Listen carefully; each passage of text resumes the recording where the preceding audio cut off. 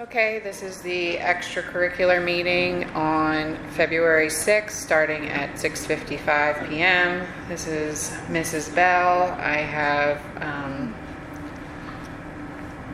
Mrs. Thompson, Bucky Scott, Ms. Leone, Ms. Schmidt is here. And Atwell from the Music Boosters. Okay. And Dr. Cooper's here as well. So our updates.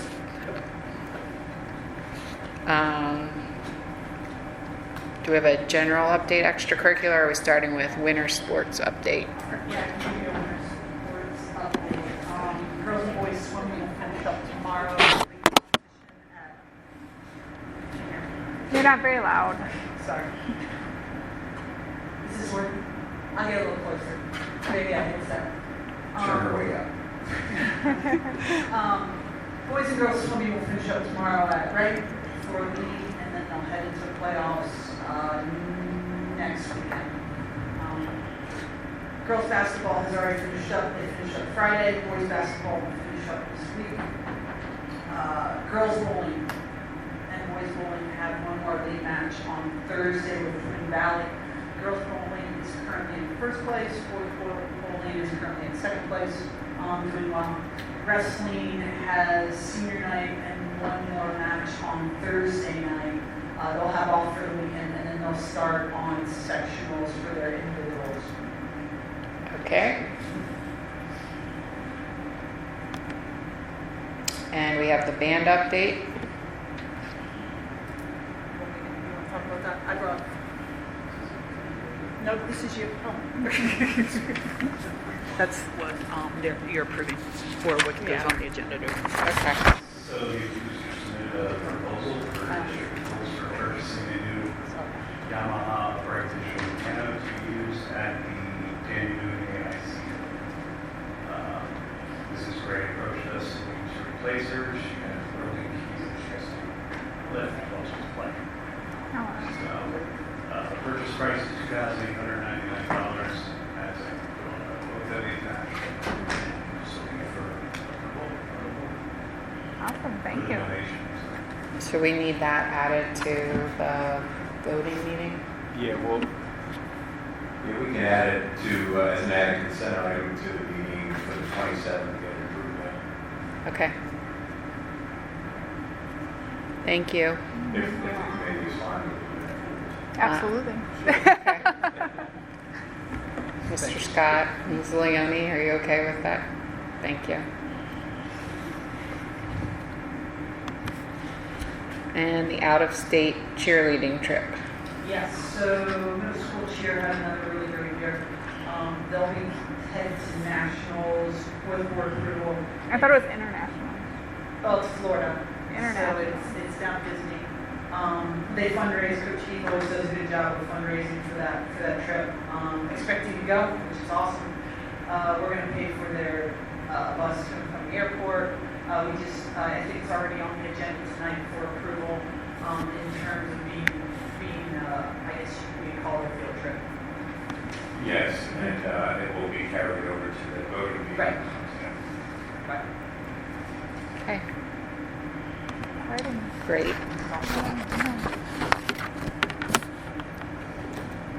All right. Thank you.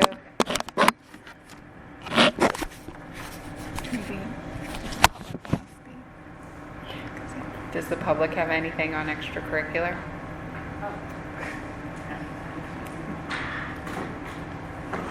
I need to sign this, or because it's not a regular meeting yet. Just tell us your name. Jennifer Harding. So I do have a daughter on the cheer squad Okay. that's going to Orlando. Congratulations. Yes, they are very, very excited. They took first this past weekend, but I'm more worried about middle school activities overall. There's no announcements at the middle school about, hey, the cheerleaders got first place. Hey, basketball did this, JV did that, middle school did this, basketball, There's none of that. None of that carries over. I know that emails are sent to the principal and the secretary, but nothing's announced because I've been there when I sub. I've sent them emails saying, hey, this is what's going on, and nothing's still announced.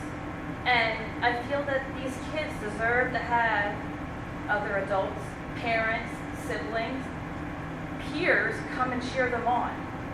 And even, I know it's hard to go to cheer competitions because they're usually not local and they cost to get into. But even just putting it out there saying, hey, the girls are going to do this would be awesome, and get the school behind them. I mean, we would, as a parent, and some of the other parents have discussed it, we'd really like, if everything is approved, to get the district behind the girls and to celebrate them going. I don't remember the last time we've had a activity for the school leave the state besides the middle schoolers 3 years ago for cheer. I don't know if football's going out of state or anybody else has, nothing that I remember has been announced, but it's a big deal, I feel, to see 12, 13, maybe 14-year-olds going to a competition. They're probably going to be up against other countries too. So they're very excited. It's a big deal for them. And back to basketball. Even there's a scoreboard at the middle school, which is awesome, but it's got the names of the players from last year on it still. It hasn't been changed. And the basketball season just ended today. Today was the last girls' basketball game home, and the boys' last basketball game home was last week. It still has names of kids from last year on it. It wasn't changed for this year. And I feel for that because you don't know what number the kid is playing because they don't have names on their shirts.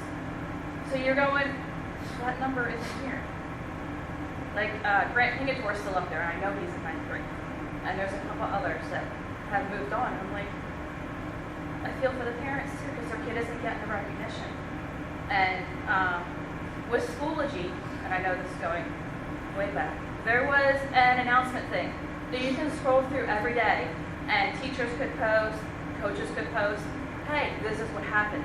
And I thought that was great, because even if I took my kid's iPad and I looked at it, and I could scroll through and see what was going on, I saw what was going on, and I was excited for those kids.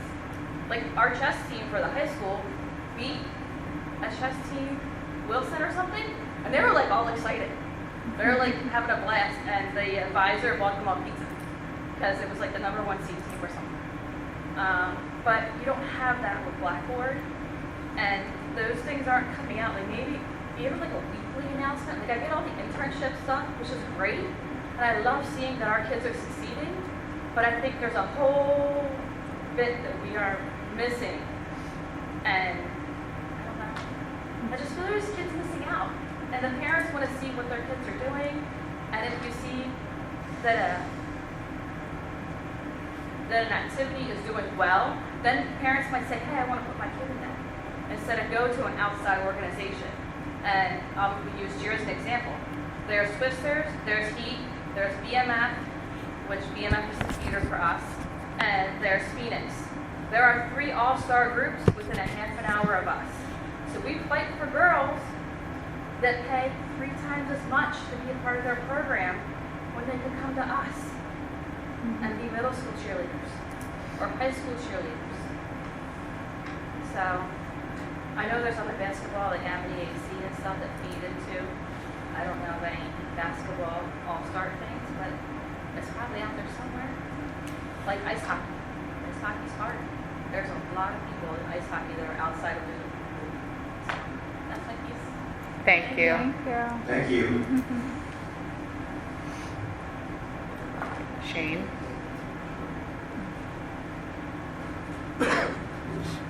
Shane Cockle, 830 Bagnetown Road. My question, and it's been my question probably for the last 10 years with the extra curricular, is the funding being fairly distributed?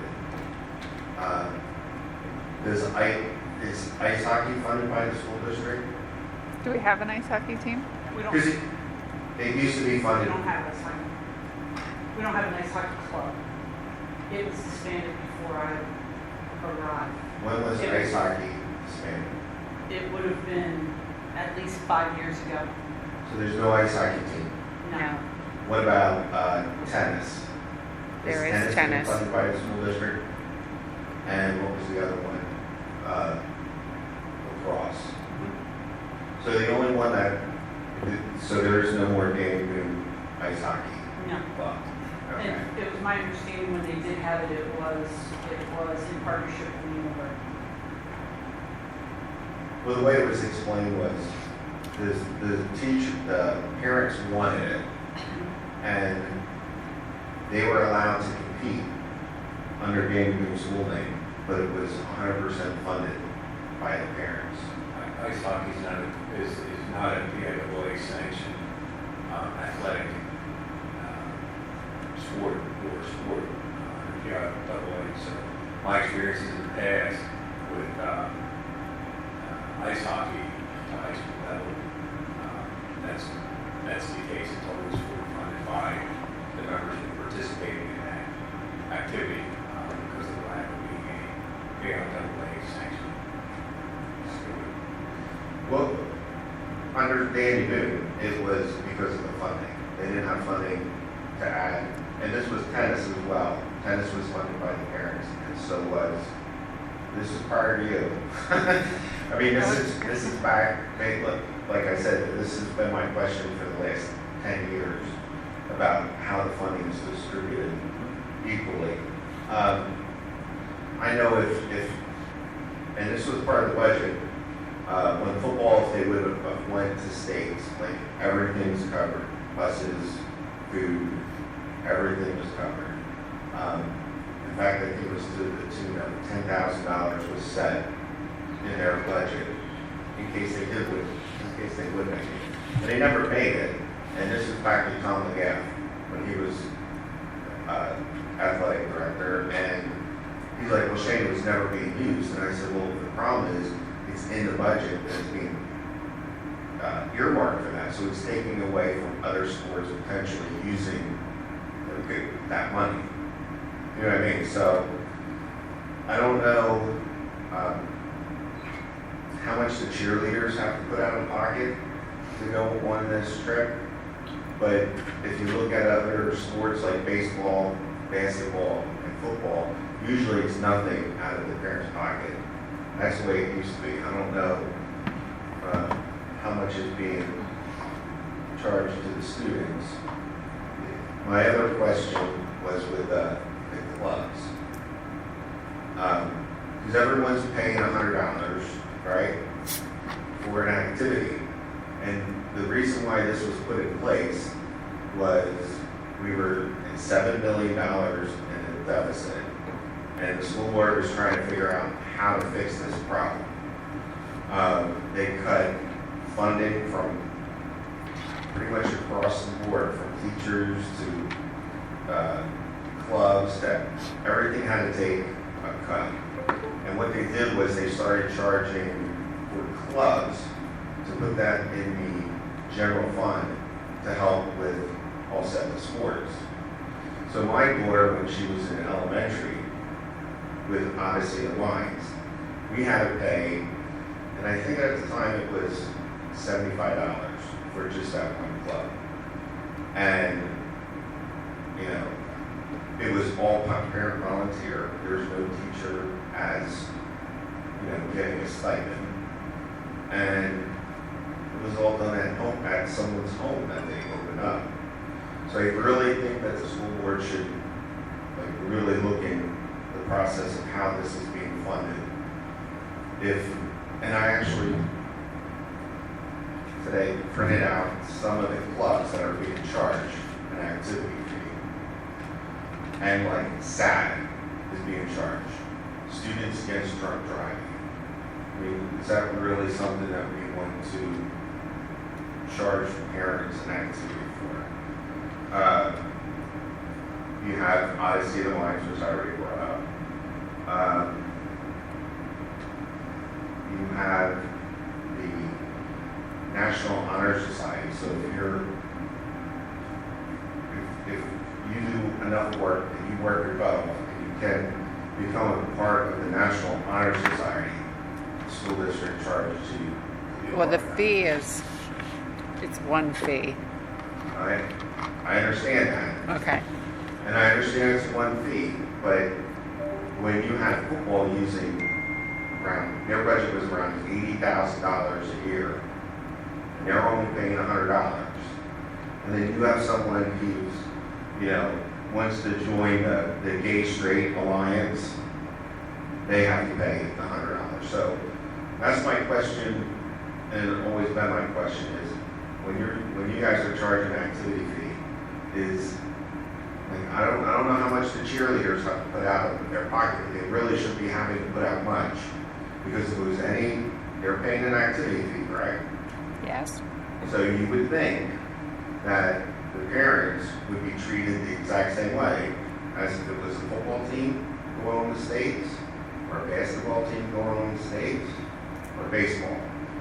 Your athletics takes a huge part of this budget, and you charge everyone the same. I know you say it's one.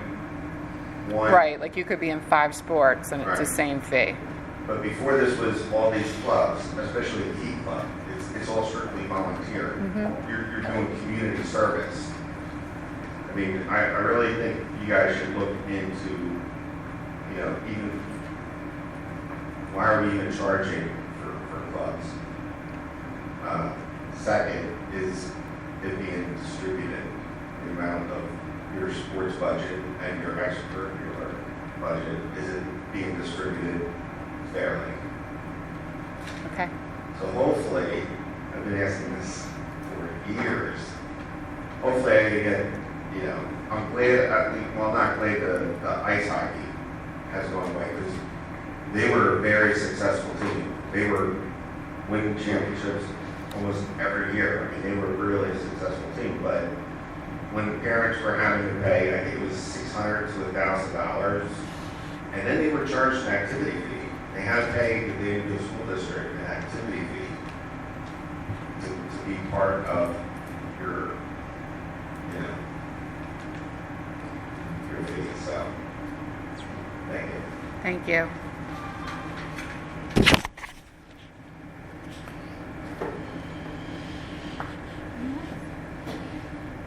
Okay. Anything else? Do you want to know the cost for a Girl Scout? My daughter went and How much is it? $800. Load of one. That doesn't include food.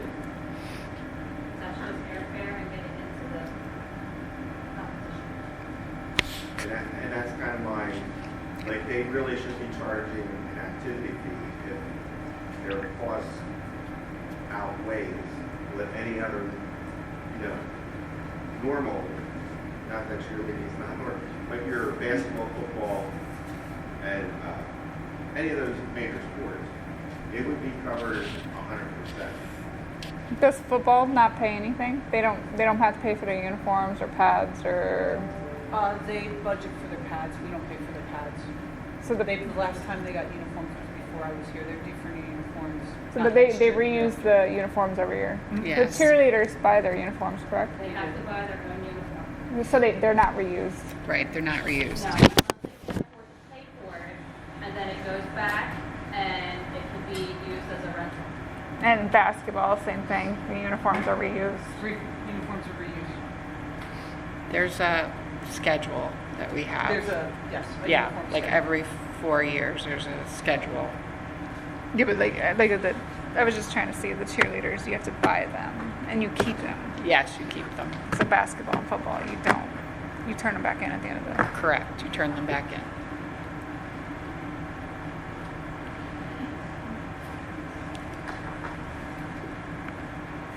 Okay, that ends extracurricular at 7:14 p.m.